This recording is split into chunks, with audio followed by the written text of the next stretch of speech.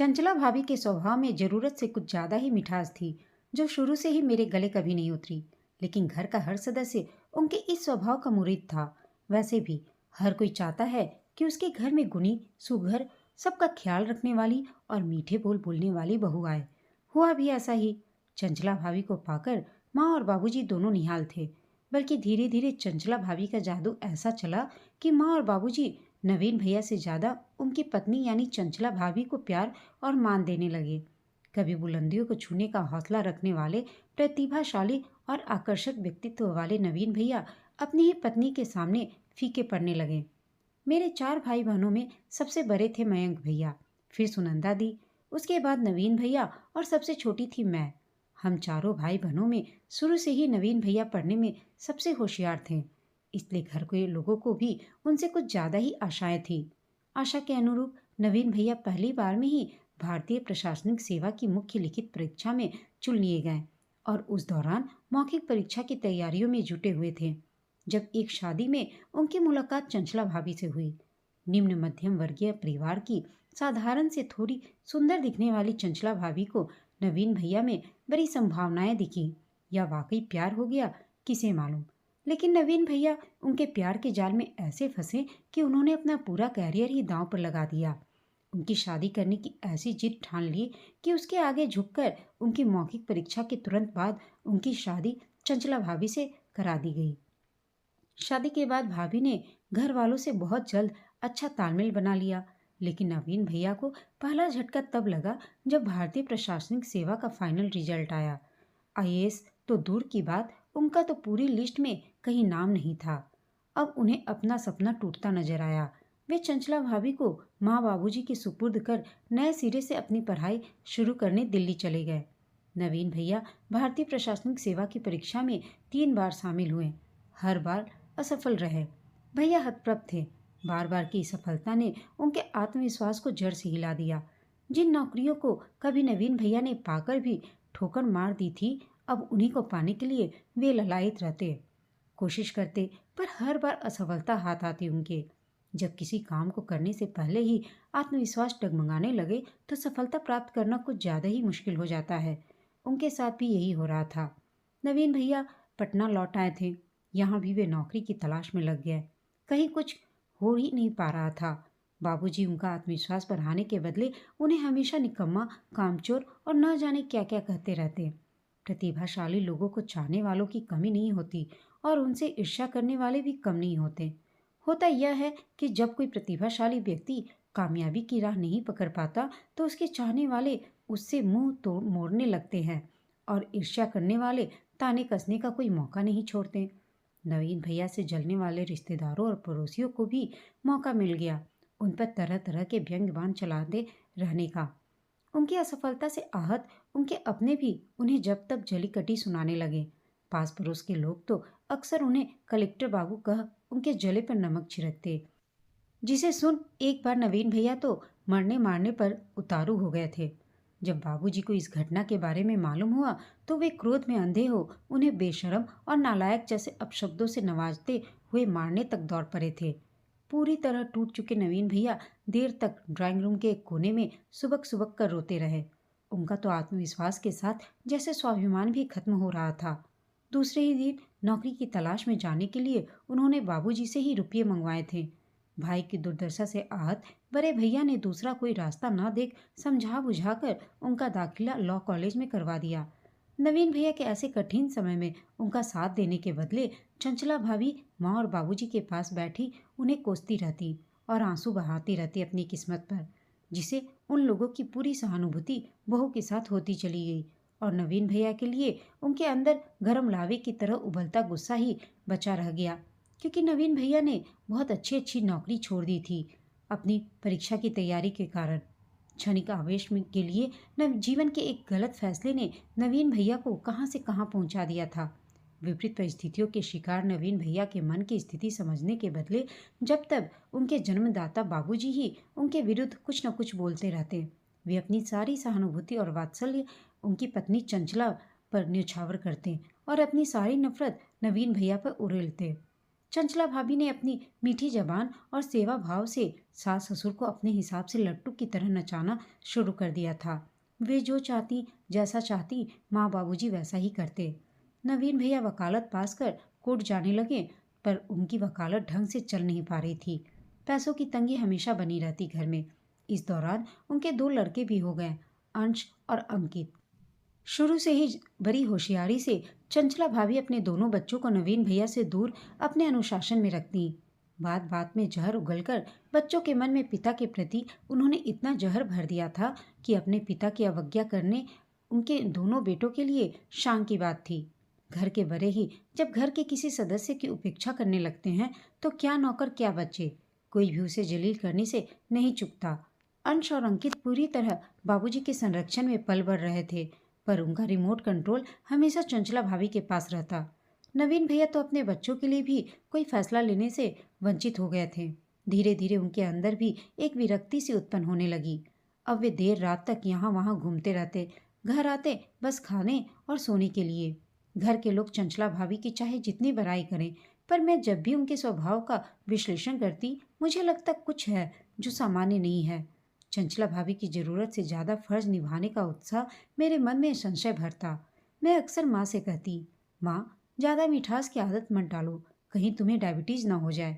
मेरी बातें सुनते ही बड़ों की आलोचना करने के लिए माँ 10 नसीहतें सुना देती। यह चंचला भाभी के मीठे वचनों का ही असर था जो मयंक भैया, अंश और अंकित को भी अपने तीनों बच्चों में शामिल कर अपने बच्चों की तरह पढ़ाते लिखाते और उनकी सारी जरूरतों को पूरा करते। पर्व त्योहार में जैसी सारी भैया भाभी के लिए खरीदते, वैसी ही सारी चंचला भाभी के लिए भी खरीदते। वैसे भी माँ की मयंक भैया को सख्त हिदायत थी कि कपड़ा हो या कोई दूसरी वस्तु, दोनों बहुओं के लिए एक समान होनी चाहिए। भैया भी माँ की इस बात का मान रखते। वैसे चंचला भाभी भी कुछ कम नहीं थी। जब तब बड़ी भाभी के कीमती सामान पर भी मीठी छुरी चलाती रहती।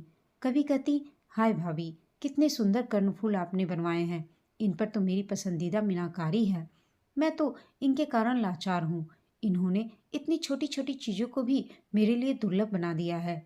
झट बड़ी भाभी अपना बड़प्पन दिखाती, अरे नहीं चंचला, इतना मायूस मत हो, तू इन्हें रख ले, मैं अपने लिए दूसरा बनवा लूंगी। पहले वे मना करती, नहीं नहीं भाभी, मैं भला इन्हें कैसे ले सकती हूँ, ये आपने अपने लिए बनवाए हैं। तब बड़ी भाभी जिद कर उन्हें थमा ही देती। तब बोलती, मैं खुश हूँ कि मुझे आप जैसी जेठानी मिली। भला इस दुनिया में कितने लोग हैं जिनके दिल आपके जैसे सोने के हैं। आप मुझे छोटी बहन मानती हैं तो पहन ही लूंगी। चंचला भाभी की तारीफ सुनकर बड़ी भाभी फूल का गुप्पा हो जाती। सुनंदा दी जब भी चेन्नई से आती सबके लिए साड़ियाँ लाती, यह सोचकर कि नवीन तो शायद ही चंचला के लिए अच्छी साड़ी ला पाता होगा। सबसे पहले चंचला भाभी को ही साड़ी पसंद करने को बोलती और चंचला भाभी अक्सर दो दो साड़ियों के बीच कंफ्यूज हो जाती कि कौन सी साड़ी ज़्यादा अच्छी है। तब सुनंदा दी इसका हंसकर समाधान निकालती, भाभी तुम दोनों ही साड़ियाँ रख लो। जितना जादू चंचला भाभी के मधुर वचनों का घर के लोगों पर बढ़ता जा रहा था, उतना ही नवीन भैया अपने घर में बेगाने होते जा रहे थे, क्योंकि चंचला भाभी ने घर के सारे काम भी अपने जिम्मे कर लिए थे। वो बड़े मन लगा के घर के काम करती थी। नवीन भैया की शादी के समय बाबूजी ने छत पर एक कमरा बनवाया था। उसी कमरे में नवीन भैया और चंचला भाभी रहते थे। जब भाभी नीचे का काम खत्म कर सोने जाती, तब सीढ़ियों से दरवाज़ा बंद कर लेती। एक बार देर रात तक पढ़ते पढ़ते मैं बुरी तरह थककर आंगन में आ बैठी। सामने सीढ़ियों का दरवाज़ा खुला देख मैं ठंडी हवा का आनंद उठाने छत पर आ गई। तभी चंचला भाभी की कर्कश और फुफकारती हुई धीमी आवाज़ सुन जैसे मेरी रीढ़ की हड्डी में एक ठंडी लहर सी दौड़ गई। नवीन भैया को चंचला भाभी किसी बात पर सिर्फ डांट ही नहीं रही थी, अपशब्द भी बोले जा रही थी। फिर धक्का मुक्की की आवाज़ सुनाई पड़ी। उसके तुरंत बाद ऐसा लगा जैसे कुछ गिरा। मेरा तो यह हाल हो गया था कि काटो तो खून नहीं। अचानक नवीन भैया दरवाज़ा खोलकर बाहर आ गए।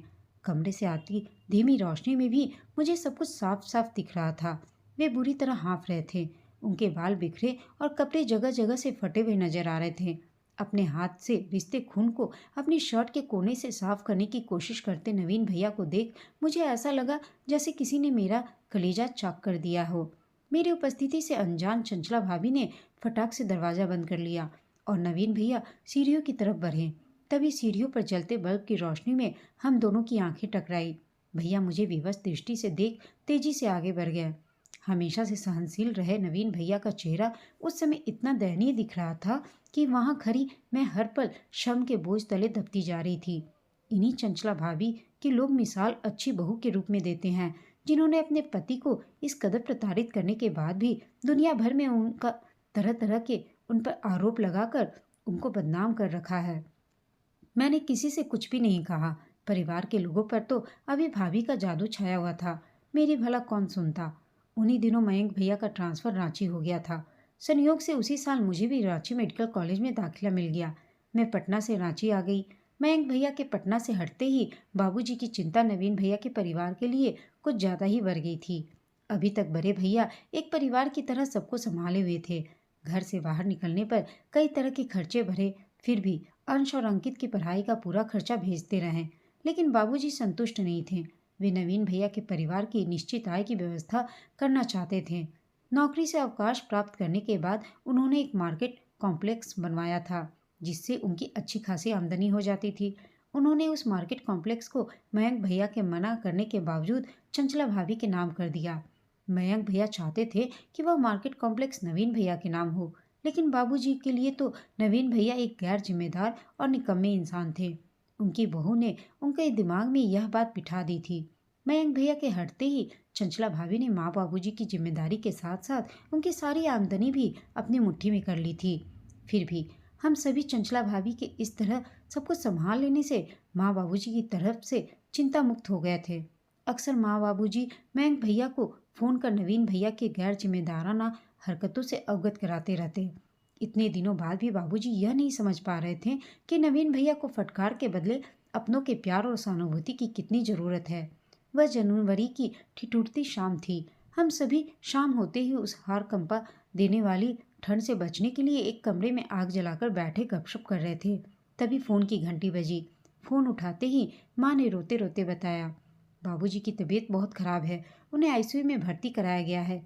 माँ को आश्वस्त कर हम फौरन पटना के लिए रवाना हो गए। नवीन भैया द्वारा बताए पते पर सीधे अस्पताल पहुंचे। वार्ड के बाहर ही नवीन भैया और माँ बैठे मिले। चंचला भाभी कहीं नजर नहीं आ रही थी। हम लोगों को देख माँ को थोड़ी तसल्ली हुई। जब मयंक भैया ने चंचला भाभी के बारे में पूछा तो उस चिंता, दुख, अनिश्चितता और भय की स्थिति में भी जो कुछ माँ ने सुनाया, सुनते ही जैसे हम सबके पैरों तले जमीन खिसक गई। कर्तव्य विमूढ़ बने हम सब माँ की बातें सुनते रहे। माँ ने बताया, जब बाबूजी को दिल का दौरा पड़ने से अस्पताल में भर्ती करवाया गया, आनन फानन डॉक्टरों ने लाखों के खर्चों की फेहरिस्त थमा दी। हमेशा की तरह जब माँ ने चंचला भाभी से पैसा निकालने के लिए कहा तो उन्होंने थोड़े से पैसे निकालकर देने के बाद यह कहकर पैसे निकालने से मना कर दिया कि अकाउंट में पैसे हैं ही नहीं। जबकि चंचला भाभी के साथ ज्वाइंट अकाउंट में बाबूजी ने अच्छी खासी रकम जमा करवा रखी थी। 1 मिनट में चंचला भाभी ने माँ बाबूजी के अटूट विश्वास की धज्जियां उड़ाकर रख दी थी। माँ ने धैर्य से काम लेते हुए मकान और उसके बगल वाले जमीन के कागजात बाबूजी से मांगे ताकि उन्हें गिरवी रख पैसों का इंतजाम करे। तब उन्हें पता चला कि दुकान की रजिस्ट्री के समय वे सब भी चंचला भाभी ने अपने नाम करवा लिए थे। परिस्थिति को देखते हुए हम सब ने अभी माँ को चुप रहने की सलाह दी और खुद ही खामोश रहें। मयंक भैया ने सारे खर्च संभाल लिए थे, पर डॉक्टरों की लाख कोशिशों के बाद भी बाबूजी को बचाया नहीं जा सका। बाबूजी की 13वीं ईद तक इस बारे में सब चुप रहे। जब सारे रिश्तेदार चले गए, मयंक भैया ने चंचला भाभी को बुलवाकर माँ द्वारा लगाए गए आरोपों की सत्यता जाननी चाहिए।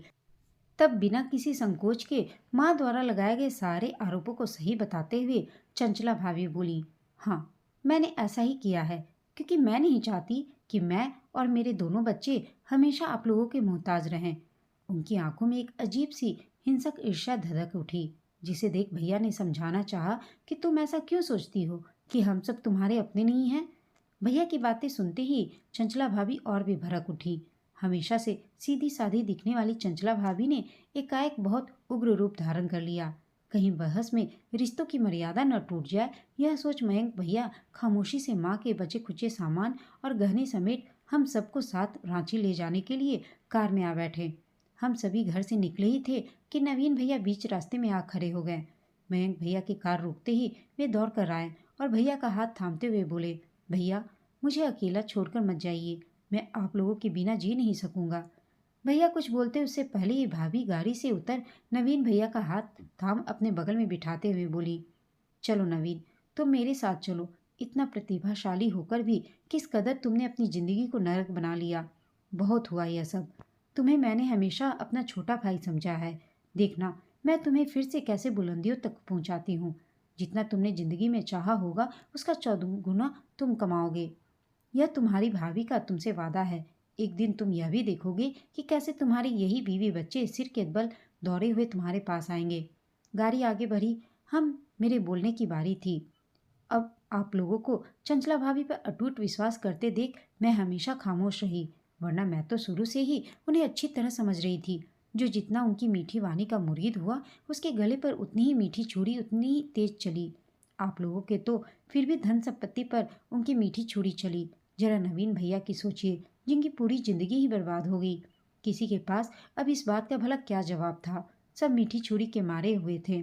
सबको राहत इस बात की थी कि चलो, घाव भले हुआ, प्राण तो बचे। शायद इसीलिए उस विषम परिस्थिति में भी सबके चेहरों पर मुस्कुराहट थी। भाभी जब नवीन भैया को रांची ले आई तो उन्होंने फिर से नवीन भैया को तैयारी करने के लिए प्रेरित किया। और देखते ही देखते नवीन भैया की नौकरी एक अच्छे से कंपनी में हो गई और उनकी आमदनी भी पहले से बहुत अच्छी हो गई। जब इस बात का पता चंचला भाभी को लगा तो उन्हें भी अपने किए पर बहुत पछतावा होने लगा। फिर उन्होंने भी माफ़ी मांगी सबसे। दोस्तों, आपको यह कहानी कैसी लगी कमेंट करके बताइएगा। साथ ही कहानी अच्छी लगी हो तो इसे लाइक शेयर और चैनल को सब्सक्राइब अवश्य कीजिएगा। कहानी सुनने के लिए आप सबका धन्यवाद।